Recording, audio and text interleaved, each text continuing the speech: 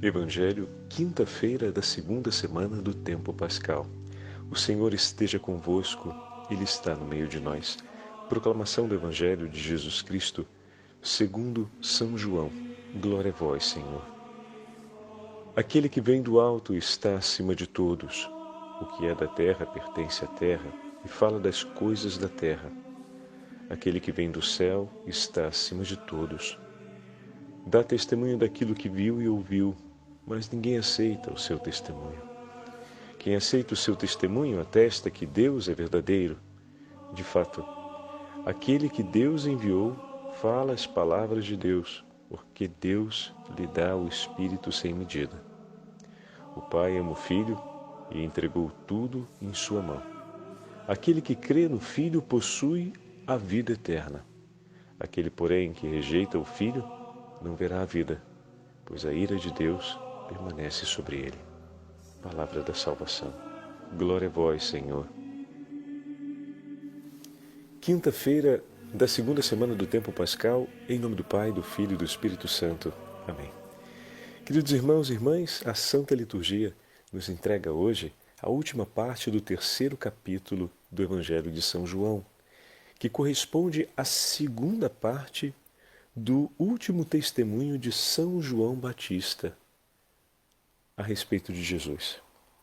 O testemunho de São João começa no versículo 27. Nós ouvimos hoje a partir do versículo 31. Do versículo 27 ao versículo 30 tem a frase que conhecemos de São João, quando é questionado por seus discípulos a respeito daquele que estava com ele do outro lado do Jordão e que agora está batizando, de quem ele mesmo, João Batista, havia dado testemunho, ou seja, de Jesus. E João começa dizendo: um homem nada pode receber a não ser que lhe tenha sido dado do céu. E depois diz: é necessário que ele cresça e eu diminua. E aqui começa o evangelho que ouvimos hoje. Aquele que vem do alto está acima de todos. O que é da terra é terrestre, fala como terrestre. Aquele que vem do céu dá testemunho do que viu e ouviu. Então, João, ao falar de Jesus, ao repetir essas palavras, que são as palavras que o próprio Senhor depois vai repetir a seu próprio respeito, ele é aquele que veio do céu e que dá testemunho do que viu e ouviu junto do Pai, e o seu testemunho é válido. João cumpre aqui o seu grande testemunho como discípulo de Cristo. Ele, João, veio para dar testemunho da verdade. Ele, João, veio para guardar as palavras do Senhor. Ele, João, veio para ouvir e para ver o poder de Deus e testemunhar entre os homens a verdade do amor de Deus por nós. E hoje a Igreja celebra de maneira particular 3 importantes memórias, vamos colocar assim, ou 3 delicadas memórias.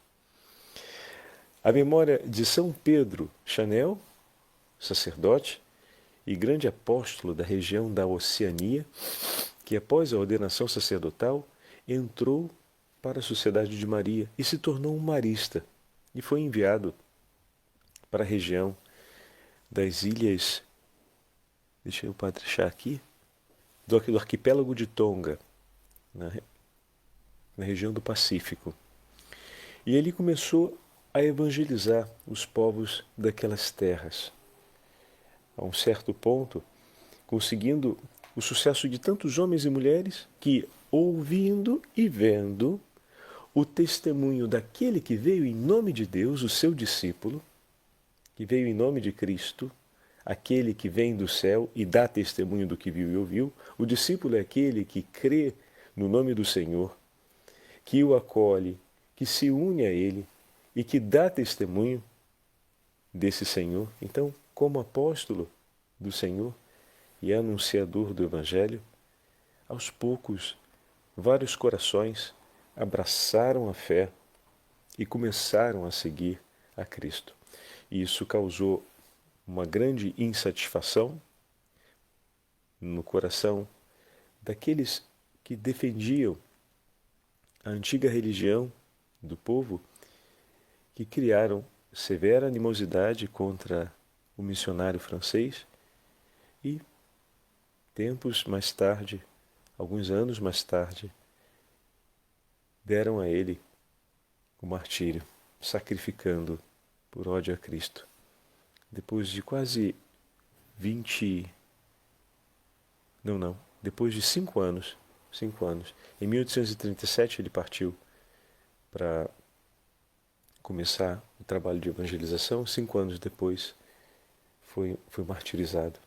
E anos mais tarde, o seu sangue derramado, o seu martírio foi reconhecido e foi causa de conversão para muitos homens e mulheres, de maneira que todo o povoado daquela região, no passar dos tempos, veio a se tornar cristão.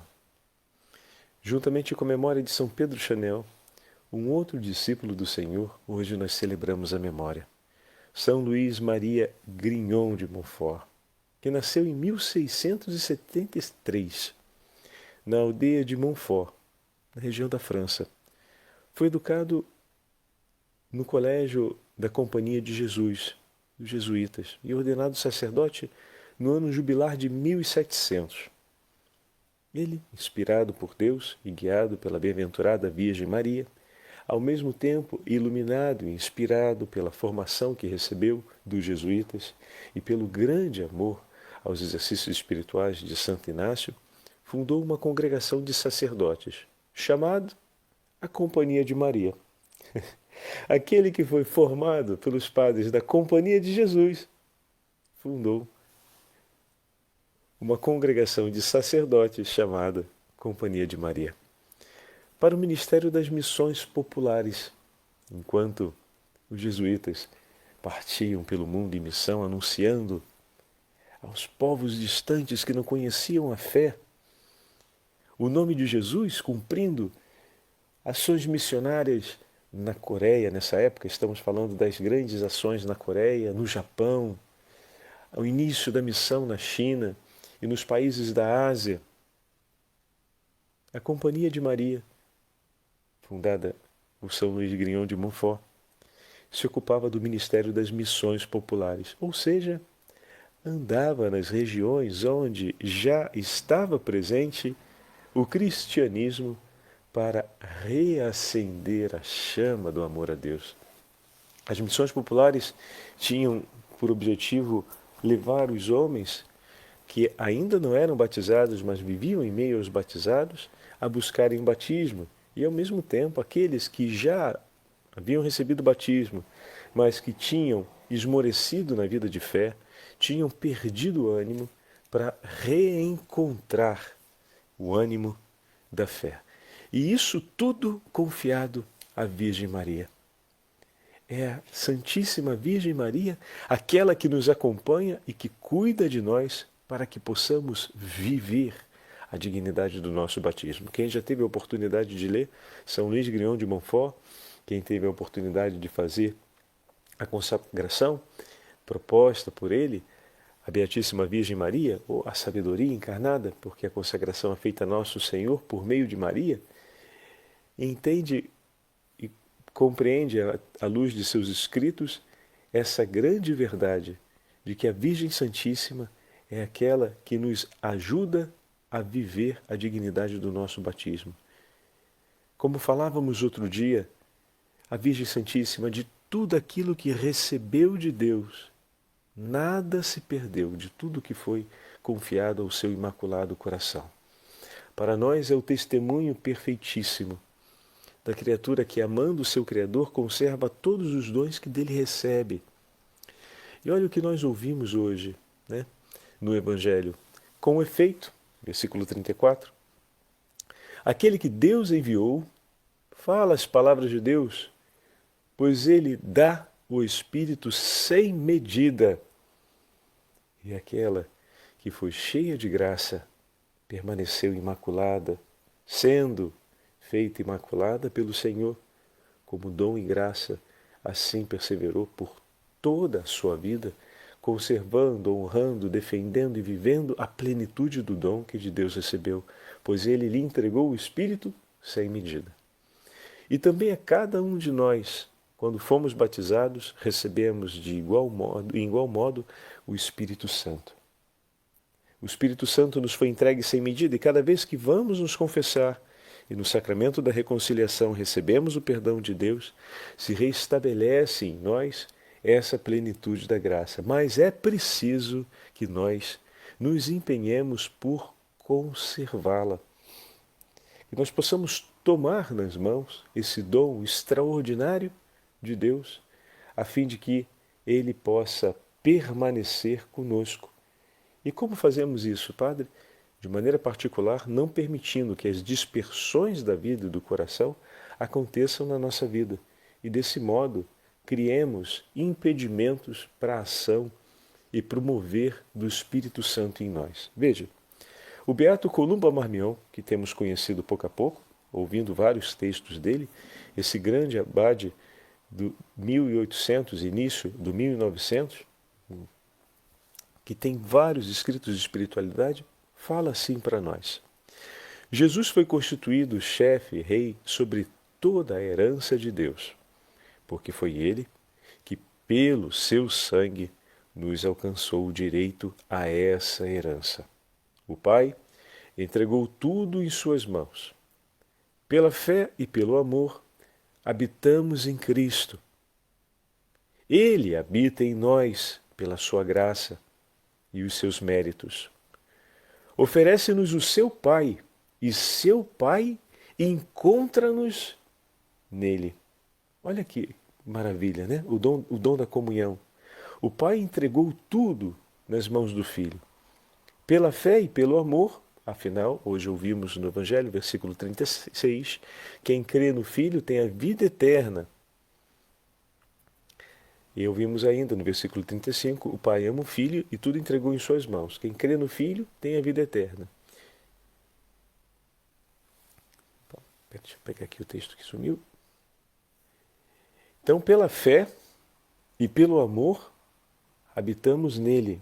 Pois todo aquele que crê no Filho permanece com ele, que é autor da vida. Ele, então, habita em nós pela sua graça, por obra do Espírito Santo. E os seus méritos, né? Então, pela sua graça e pelos seus méritos. Que méritos? Os méritos do sangue redentor de Jesus, não os nossos méritos pessoais. Ofereceu-nos o seu Pai, e seu Pai encontra-nos nele, porque em Cristo recebemos a Deus como Pai. E em Cristo nos tornamos co-herdeiros dos céus. E nos tornamos filhos de Deus. Então, o Pai, Deus, como Pai, nos encontra no Filho, porque no Filho também nós nos tornamos filhos. É lindo, né? Deus dá-nos a possibilidade de encontrar no Filho, em Jesus, no Filho das suas complacências, a fonte de toda graça e de toda perfeição. Como não havia de nos oferecer tudo junto com ele, escreve São Paulo na carta aos Romanos. Como é possível que não nos abandonemos com toda a confiança a esta vontade toda poderosa que é o próprio amor e que não somente fixou as leis da nossa perfeição, ou seja, as leis que nos levam à santidade, como é também o princípio e a fonte dessas leis, é o princípio e a fonte de onde emana toda a graça que nos leva à vida de santidade. A graça age soberanamente e conduz ao mais alto céu de santidade, mas apenas onde não encontra obstáculo. Aqui agora, São Columba Marmion, ou melhor, o Beato Columba Marmion nos ajuda a perceber, primeiro, tudo aquilo que recebemos, primeiro, tudo aquilo que é o dom de Deus por nós em Cristo. Depois, a compreendermos em Cristo o que recebemos. E agora, o terceiro passo, como vivemos, como fazemos com que o tesouro recebido possa render frutos, possa ser lucrativo em nossa vida. A graça age soberanamente e conduz, a graça de Deus, a força do Espírito Santo, e conduz ao mais alto grau de santidade. Porém, apenas onde não encontra obstáculos à sua ação e aos seus impulsos. O Espírito de Deus age poderosamente, mas apenas onde não é contrariado, não é contristado. Para continuarmos a falar com a linguagem do apóstolo São Paulo na carta aos Efésios, onde é contristado. E que interessante, meus irmãos, não é que o Espírito não possa agir por impotência, mas porque supõe a comunhão. É preciso que o coração docilmente se disponha à ação do Espírito. Quanto maior a resistência do coração humano, quanto maior a inclinação do coração humano para as coisas que não vêm de Deus, mais se contrista, mais se contraria, mais se bloqueia o caminho de comunhão e, por conseguinte, a exuberância da potência do Espírito Santo sobre a vida do batizado. Continuamos aqui.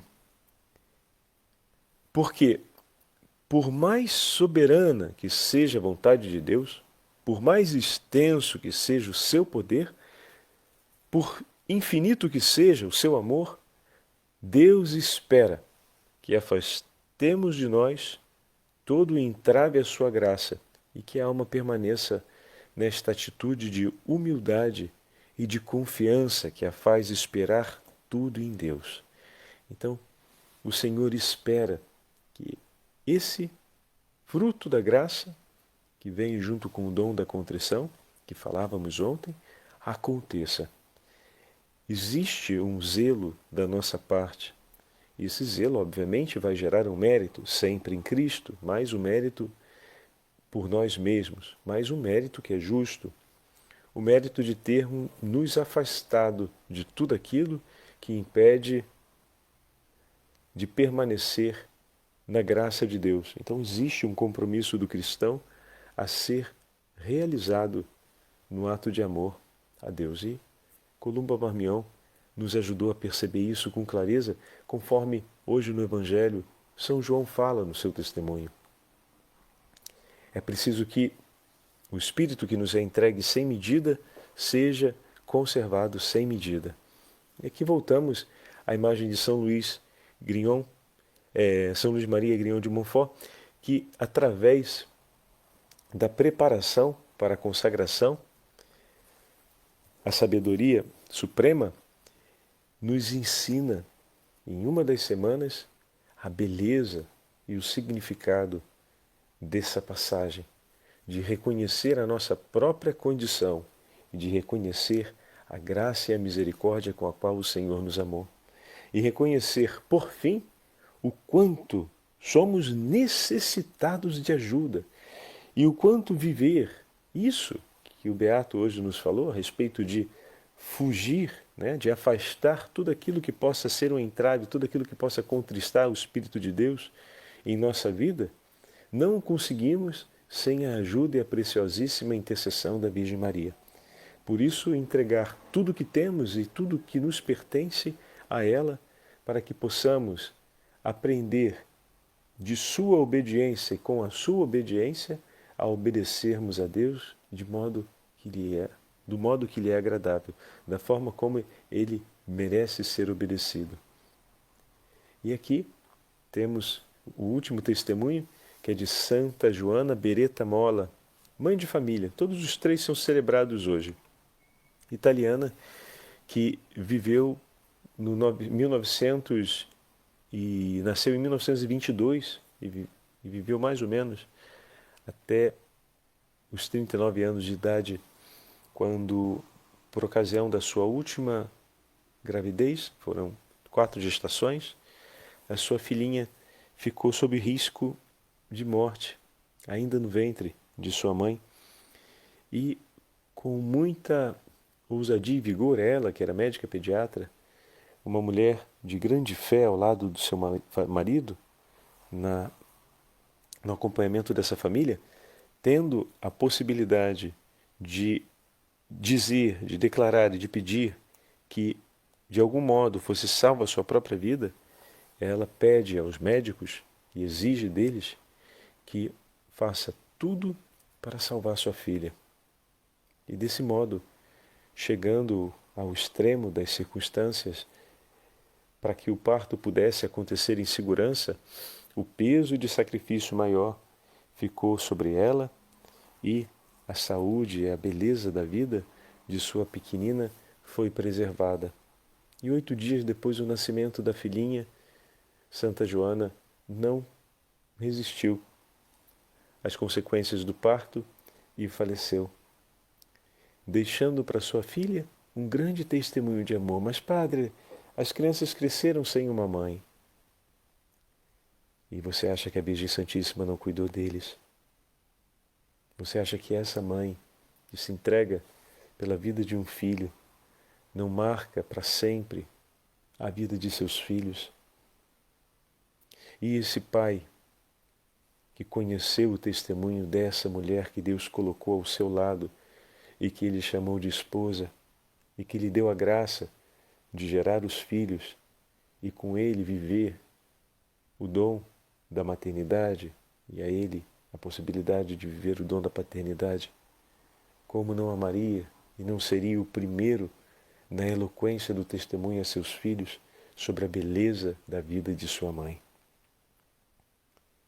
Poderíamos dizer que não houve a presença física da mãe acompanhando os filhos que crescem, mas a história da vida dessa mãe ficou para sempre marcada na vida de seus filhos. Que a nossa história de vida, iluminada pelo Espírito Santo, que a nossa história de vida de homens e mulheres que não contristam o Espírito, mas que se deixam guiar por eles, que a nossa história de vida de homens e mulheres que procuram ter a palavra de Deus no coração e de viver à luz dessa palavra, seja a história que marque e a nossa memória sobre a vida dos filhos, dos amigos, dos familiares, dos parentes, da sociedade como um todo. Quem somos nós? Somos aqueles que vivemos Cristo e que amamos até as últimas consequências o nome do Senhor. Que procuramos, pelas mãos de Maria, guardar tudo e todos os dons que o Senhor nos concedeu e viver intensamente o nosso batismo, sem medo daqueles que se levantam contra a fé e, ao mesmo tempo, zelando por aqueles que estão começando no caminho da fé e por eles entregando a nossa vida, e por aqueles também. Por esses para que perseverem, por aqueles para que se convertam, mas em ambos os casos ou circunstâncias, entregando sempre a vida nas mãos do Senhor. Que seja esse o nosso testemunho. O Senhor esteja convosco, Ele está no meio de nós. Pela intercessão da Beatíssima Virgem Maria, abençoe-vos o Deus Todo-Poderoso, Pai, Filho e Espírito Santo. Amém. São Pedro Chanel, rogai por nós. Beata Beretta Molla, rogai por nós. São Luís Grignon de Montfort, rogai por nós.